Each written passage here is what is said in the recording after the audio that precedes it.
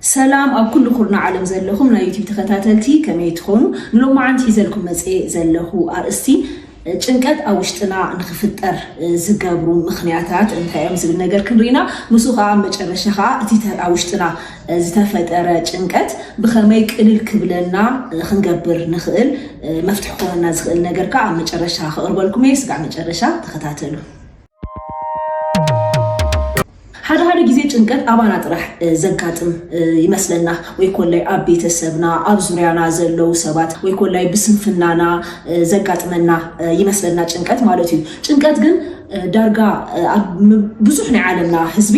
ዘጋጥም ነገር እዩ ሳይኮሎጂስታት ከም ዘቀመጥዎ በመጽናዕታት ዝተሓገዘ ነገር ማለት እዩ ናይ ዓለምና 5.7% ህዝቢ ህይወቱ بጭንቀት ይመርሕ ማለት እዩ ጭንቀት የጋጥሞ ስለዚ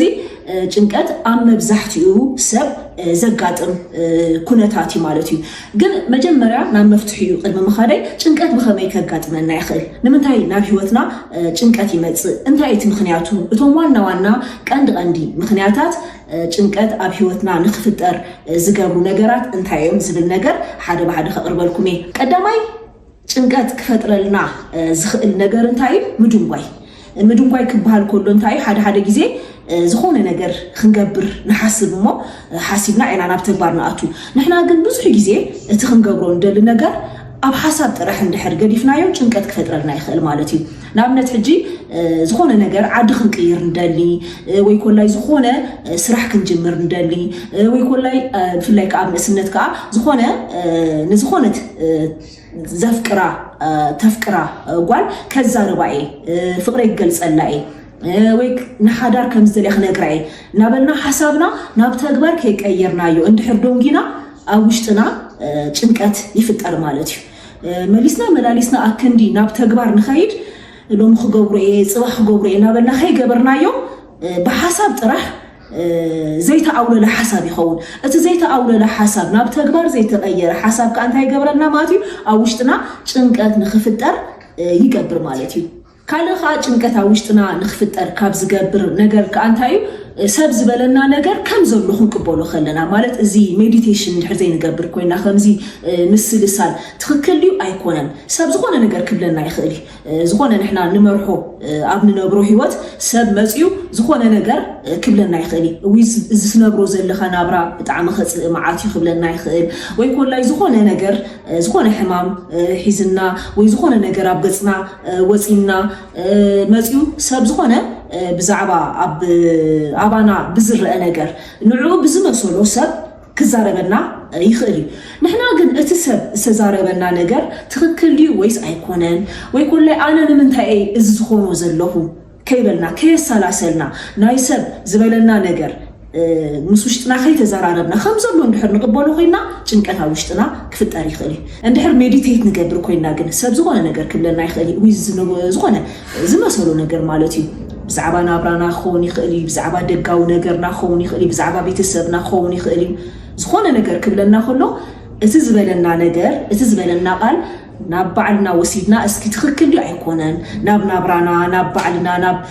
ኤክስተርናል ነገርና ወሲድና እንድሕር ኣሰላሲልናዮ እንድሕር ገምጊምናዮ እቲ ናይ ሰብ ቃል እቲ ናይ ሰብ ሓሳብ ገምጊምናዮ ግን ካብ ጭንቀት ክንጋላገል ንኽእልና ወይ ኮላይ ናብ ጭንቀት ክንኣቱ ኣይንኽእልና ካልእ ከዓ ጭንቀት ኣብ ውሽጥና ንኽፍጠር ካብ ዝገብር ምኽንያት ከዓ እንታይ እዩ ናይ ባዕልና ሆቢ እንድሕር ዘይብልና ናይ ባዕልና ንብሎ ናይ መዘናግዒ ልምዲ ናይ ግዜ መሕለፊ ናይ ባዕልና ደስ ዝብለና ናይ ግዜ መሕለፊ እንድሕር ዘይብልና ኮይኑ እውን ኣብ ጭንቀት ንኣቱ ኣብ ዲፕሬሽን ንኣቱ ማለት እዩ እዚ ክበሃል ከሎ ነፍሲ ወከፍ ሰብ ዝኾነ ዘዘናግዖ ነገር ኣሎ ሆቢ ዝበሃል ነገር ኣሎ ሓደ ሰብ ኩዕሶ እግሪ ምጽዋት ክሕጉሶም ይኽእል ልክዕ ብህይወት ክሳላቸው ከለው ናብ ኩዕሶ እግሪ ጸዋታ ወይ ኮላይ ኩዕሶ እግሪ ብምምልካት ክዘናግዑ ይኽእሉ ሓደ ኮላይ ወክ ብምግባር ክኸውን ይኽእል ብፍላይ ከዓ ኣብዚ ሕጂ ግዜ ናይ ማሕበራዊ ሚድያ ናይ ቴክኖሎጂ ዘመን እዩ ስለዚ ብዙሕ ነገራት ሰሚዕኻ ውሽጥኻ ክተዘናግዕ ጽቡቕ ናይ መሕለፊ ግዜታት ክንመርጸሉ ንኽእል ግዜ እንድሕር ናይ ባዕልና ንብሎ ናይ መሕለፊ ግዜ ወይ ኮላይ ሆቢ እንድሕር ዘይብልና ግን ኣብ ጭንቀት ኢና ንኣቱ ማለት እዩ ምክንያቱ ሁሉ ግዜ ክንዘናጋዕ ክንብል ከለና ወይ ኮላይ ምስ ሰብ ብምዕላል اندحر وشتنا ناي محقواس لمد لنا كل جزء سب أبدس بلنا ساعات سب كنركب عين خلينا مالتي مسبات تأكيد كام مسبات سيئة مسبات عليلة راح وشتى كزانا جعين نبل عين السبات اندحر كوينا ناب ديبريشن إنا نأتو سبات أبدس بلنا ساعات كنركب عين خلينا كنا تاتون أي فقدنا كل جزء خمسين حاسبه كل سب أبغوننا خوينو خنركبه عين خلينا سلازين تايو ناي بعلنا نبلو ناي مزنا دعي ناي بعلنا نبلو ناي محلة في جزين دحرا لنا جم جنكات كتقعنا أيكلني رابعي كا ناي جنكات مخنيات جنكات أوشتنا نخفتر كابز جابو مخنياتات كا نتايو مسبع لخا زلكا ركب كقارص كله مالتي إذا مالت نتاي مالتي مسبع لخا مباس مسبوزو حسابات صبو محبراو هيوت كله كاي خلي هذا جزء أبدقة مس بزح حسابات شهادة ساتي استفالالي عينت information تقبل أبجزا مسألة خاجن ثم السمع كان دحر كوينو كم زعين سب مس بعلو زلوا ركب استقارت أسبي سب أبجون دحر زي له ثم السمع دحر كوينو حادثة مس بعلو زلوا ركب تبدي سلوا مالتي زي أب مبزحتيهم فلوت السبات تفلت الناس زلهم زوم سيلبريتيز بهالو عين السبات كم زعينت شجري زلهم نفسهم زت فقولوا مخنياتهم بخم زعينت مخنياتهم بسبب تخبيبهم بسبب ندات دنقو يوعلوا لك خاب سب مستفليو نابجزوهم مسأتوا جن سموا يسمعهم مسبعلهم منهم عينت ركبي باللومن مسبعلهم ناي بينهم جزء ناي محلاف لمدي باللومن ناي حاجوسهم منشي أدنقتهم يخونوا مالتي مسبعلهم زلوا مركب كم تقارصة أيفلتون يوم سلازي بخوم المخنيات كا نابشنكت يأتوا مالتيهم سلازي انتايو مسبعلنا زلنا ركب اندحر تقاريسو مسبعلنا زلنا ركب اندحر صبوق زي كوينو جنكت أوشتنا يفتر مسبعلو استبقى سبز بهالالو كاب عفو صبوق قال زيوس ويكون لاي أكوب سب صبوا يخون نابجزو مسأته وجن مس بيت سبو نجر زجمر سبالو خمس عين السب مالتي نمنتاي مس بعلو زلوا وركب سلة قارصي ጭንቀት ወይ ኮላ ይፍጠር ልክ ምሰባት ተአኪቡ እንዳሰሐቀ እንዳዓለለ ይውዕል ወልክ ናብገዞ መስተመለሰ ግን ንበይኑ ዝኾነ ይመስለው ውሽጡ ባዶ ይኸውን ማለት እዩ ጭንቀት ናውሽጡ ይመጽ በዚህ ምክንያት ከአ አቤተሰቡ ረብሻ ይፈጥር ማለት እዩ ስለዚህ እንታይ ተዝሓሸ ነገር ማለት እዩ ናይ በይንና ግዜ ምስ ባዕልና ንዘራረበሉ ዝጎደልና ነገር ንግምግመሉ ኣብ ከመይ ነገር ደኺመለሁ ኢልና ናይ ባዕልና ግዜ እንድሕር መዲብና ግን እዚ ነገር እዚ ክንፈትሖ ንኽእል ኢና ማለት እዩ ምስ ባዕልና ክንተዓረቕ ንኽእል ኢና እቲ ኣብ ባዕልና ተፈጢሩ ዘሎ ባእሲ ክነፅብቦ ንኽእል ኢና ካልኦት ካ ብሓፈሻ ጭንቀት ክፈጥሩልና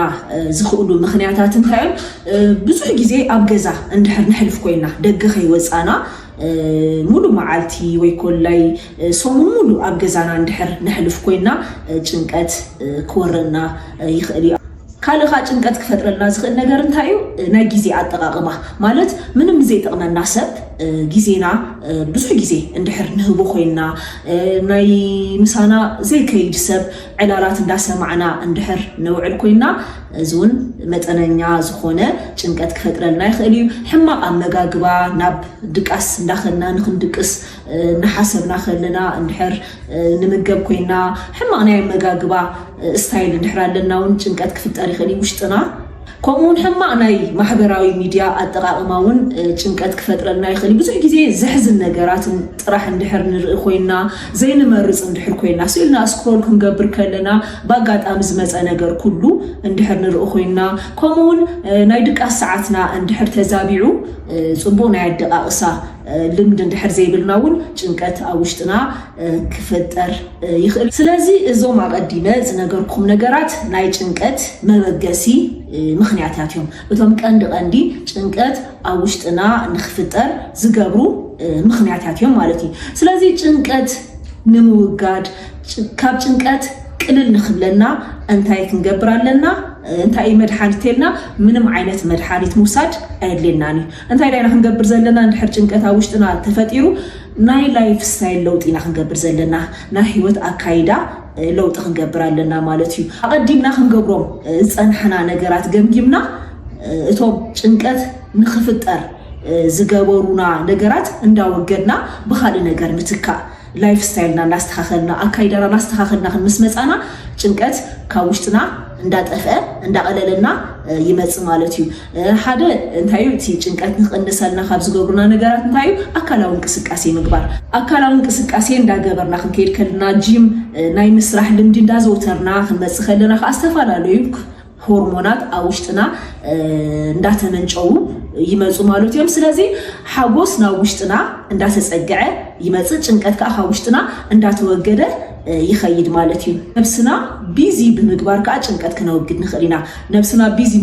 ብምግባር ክበሃል ከሎ እንታይ ዝኾነ ደስ ዝብለና ነገር ሓድሽ ነገር ቻሌንጅ ዝገብረና ነገር ምጅማር ሓድሽ ንግዲ ክኸውን ይኽእል እዩ ሓድሽ ትምህርቲ ክኸውን ይኽእል እዩ ዝኾነ ውሽጥና ቢዚ ዝገብር ነገር ምግባር ማለት እዩ ስለዚህ ሓድሽ ክእለት መምሃር ክኸውን ይኽእል እዩ ዝኾነ ሓድሽ ነገር ምጅማር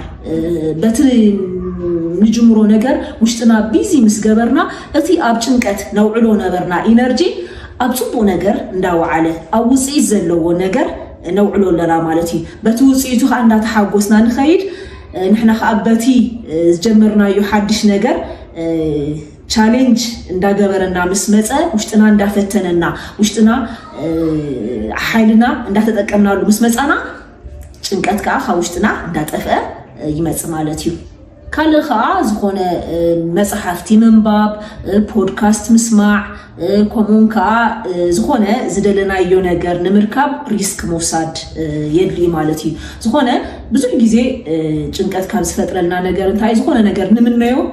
ነገር አሎ ሰመነናዮ ነገር ንኽንረክብ ናይ ግድን ሪስክ ንወስድ ኣለና ሪስክ እንድሕር ዘይወሲድና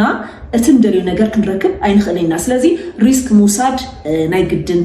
ኣድላይ እዩ ማለት እዩ ያው ዝበለፀ ነገር እንታይ ኳልኩሌት ዝኾነ ሪስክ ምውሳድ እዩ ሲልካ ብዓይኒ ዕሙተይ ዘይኮነ ሪስክ ምውሳድ ክበሃል ከሎ ዓይንኻ ዓሚትካ ዝውሰድ ሪስክ ዘይኮነ ዝኾነ ምስ ባዕለይ ይኸይድ ነገር እዚ እስኪ ካብ ሰባት ኢንፎርሜሽን ክእክብ ኢልካ ኢንፎርሜሽን ኣኪብካ ድሓር ሪስክ ምውሳድ ኣድላይ እዩ ማለት እዩ እዚ ከዓ ካብ ጭንቀት ንኽንገላገል ይገብረና ስለዚ እዞም ዝጠቐስኩልኩም ነገራት ናይ ጭንቀት መድሓኒት እዮም ካብ ውሽጥና ጭንቀት ቀስ እናበለ ንኽጠፍእ ካብ ዝገብሩ ነገራት እቶም ተወሰኑ እዮም ናይ ሎም መዓንቲ መደበይ እዚ መስል ነይሩ ኣብ ቀጻላይ ብኻልእ መደብ ክንራኸብ ኢና ናይ ሎም መዓንቲ ቪድዮ እንድሕር ፈቲኹሞ ላይክ ግበሩ ካልኦት ሰባት ንኽትከታተልዎም ሼር ግበሩለይ ሓድሽ ዝኾንኩ ናይ መደበይ ተኸታተልቲ ሰብስክራይብ ንኽትገብሩ ብኽብሪ ይዕድም ኣብ ቀጻላይ ብኻልእ መደብ ክንራኸብ ኢና እስካብ ሽዑ ሰላም ኩኑ